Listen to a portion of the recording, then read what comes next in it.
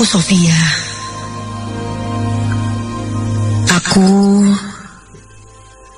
adalah salah satu mahasiswa jurusan Pendidikan Bahasa dan Sastra Indonesia.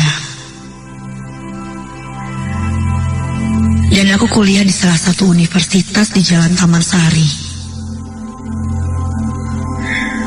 Aku akan menceritakan pengalaman terburukku bertemu langsung dengan makhluk gaib di kamarku.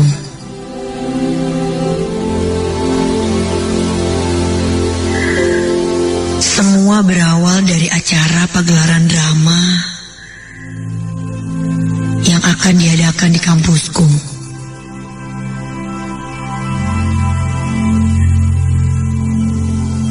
Pagelaran drama ini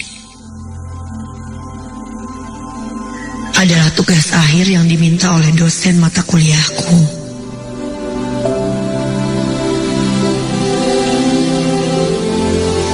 Dosenku meminta setiap kelas pada jurusan kami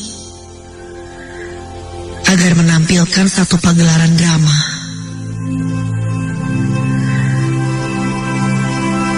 Mendengar dosen mengatakan hal itu, kami semua sangat merasa senang dan antusias. Lalu tanpa berlama-lama, akhirnya kami membentuk panitia serta pemeranan tokoh-tokoh yang akan dipentaskan.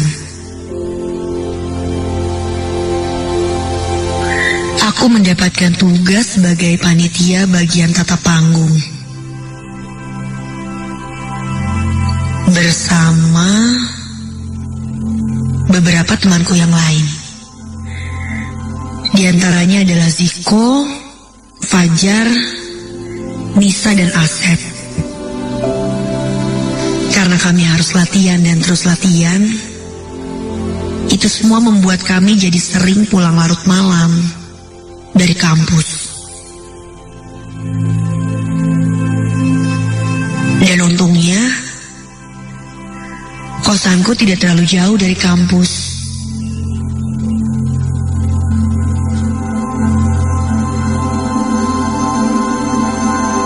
Saat 3 hari menjelang pentas pagelaran, ada beberapa temanku yang memutuskan untuk menginap di kosanku.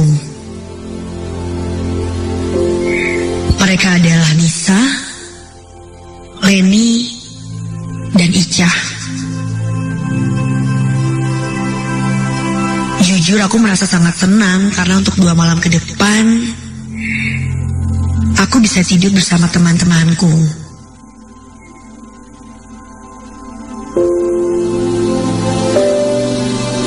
Semua baik-baik saja pada saat malam pertama mereka menginap di kamarku. Udara saat itu sangat dingin. Kami menarik selimut, lalu mengobrol dan bercanda di malam itu.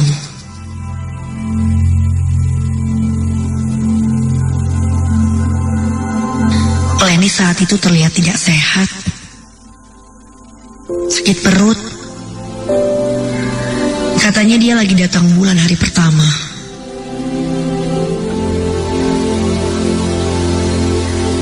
Kami pun coba menghiburnya. Dan tidak terasa, waktu menunjukkan pukul 11:30 malam. Dan akhirnya aku mengatakan, "Guys, tidur yuk. Udah malam nih. Mana dingin lagi udaranya." Akhirnya kami pun tertidur.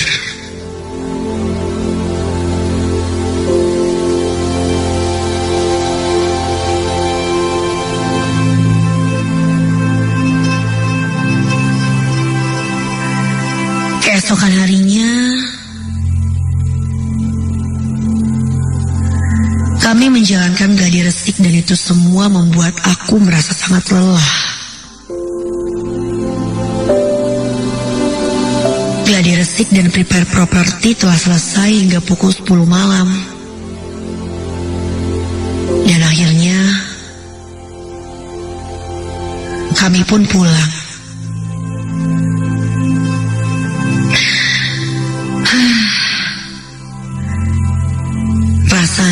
segera terlelap di kasur.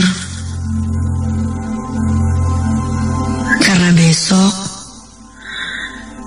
adalah waktu pagelaran.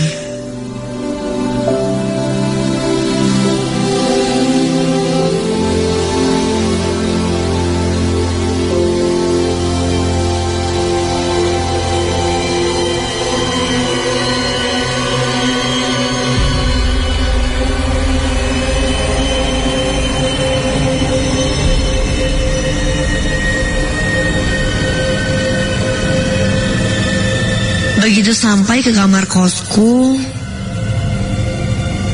kamarku sangat panas. Padahal malam kemarin sangat dingin.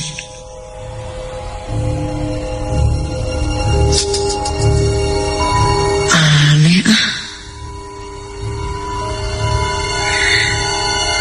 Tapi mungkin karena kami semua sudah lelah, jadi badan kami masih panas.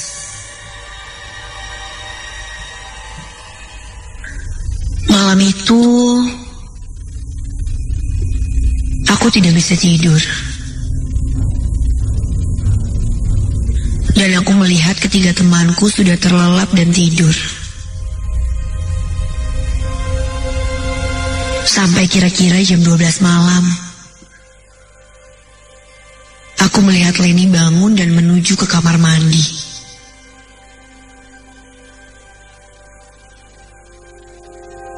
Mungkin dia mau ganti pembalut, pikirku. Kamar mandiku itu terletak di luar kamar.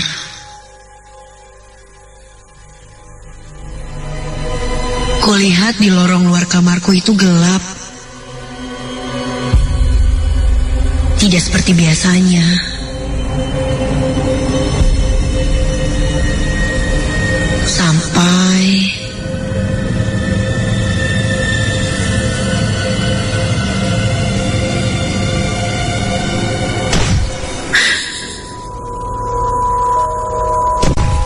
aku mendengar seperti suara hentakan yang sangat keras dan besar. Sampai-sampai menghentak dadaku. Bulu kuduku berdiri seketika itu. Dan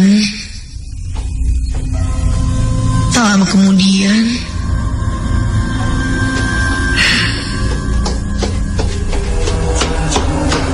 ada yang berlari ke kamar. Dan ternyata itu Leni. Dia berlari masuk kamar dan langsung menutup pintu kamarku dengan keras.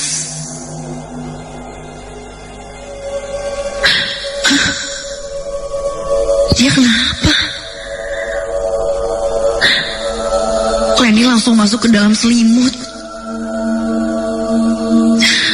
Badannya bergetar. Dia seperti ketakutan. Aku pun memeluknya dari belakang karena dia meringkuk memunggungiku.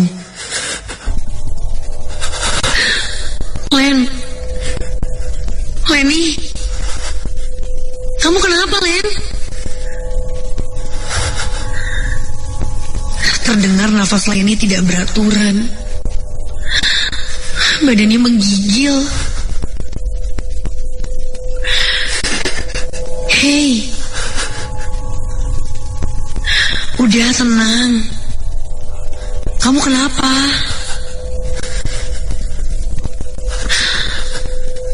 Aku coba menenangkannya, dan dia pun perlahan berbalik kepadaku. Dan ketika dia berbalik, siapa itu? Yang berada di pelukanku itu bukan Leni, tapi sosok nenek tua yang pucat dan sangat menakutkan. Matanya terlihat kecil, mata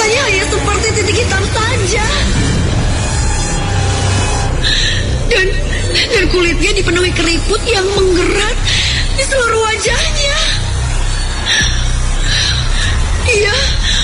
Dia menganga dan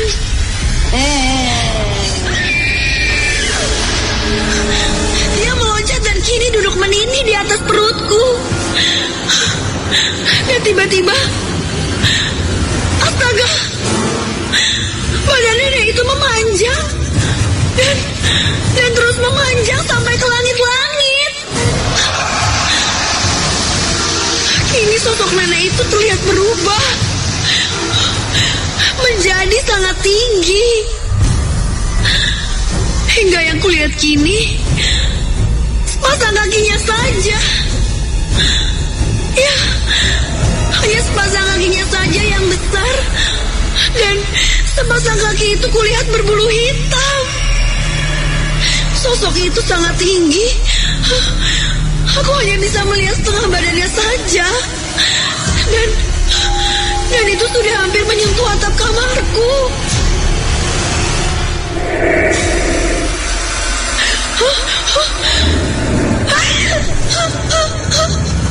Aku ingin berusaha tersadar. Aku ingin berusaha teriak pada teman-temanku.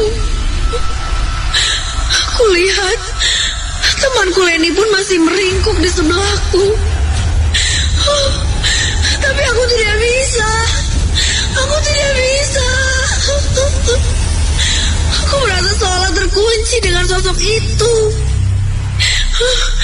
Jantungku seolah berhenti berdetak.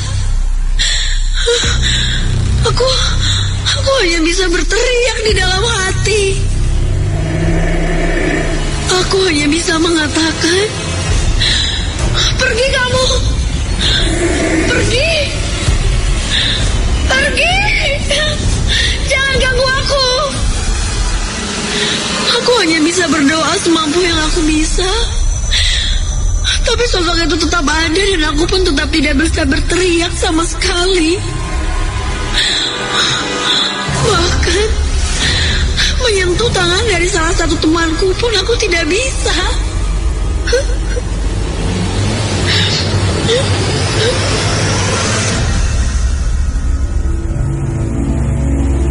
Hingga pada akhirnya aku hanya bisa menangis. Ya, aku menangis terseduh sampai aku tertidur dengan sendirinya.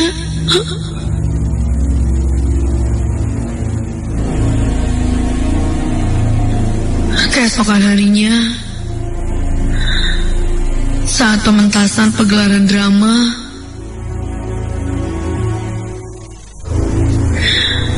aku merasa tidak enak badan. Dan aku merasa sangat mual dan ingin muntah.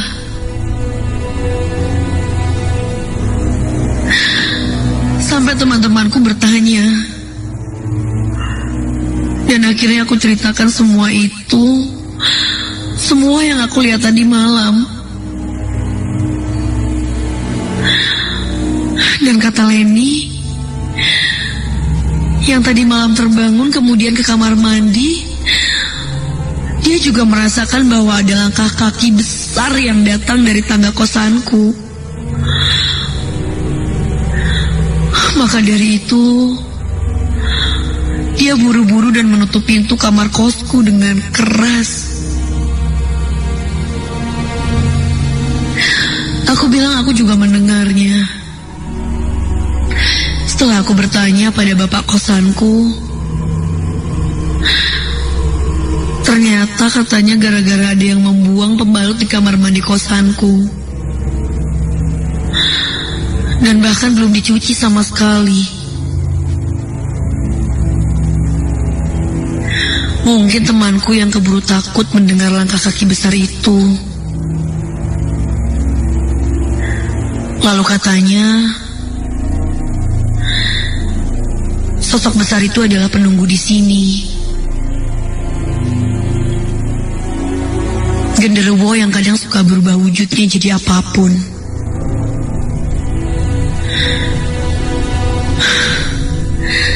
Sejak saat itu, aku merasa trauma dan aku meminta satu temanku untuk tidur di kamarku. Hingga saat ini, aku terkadang masih teringat dan takut.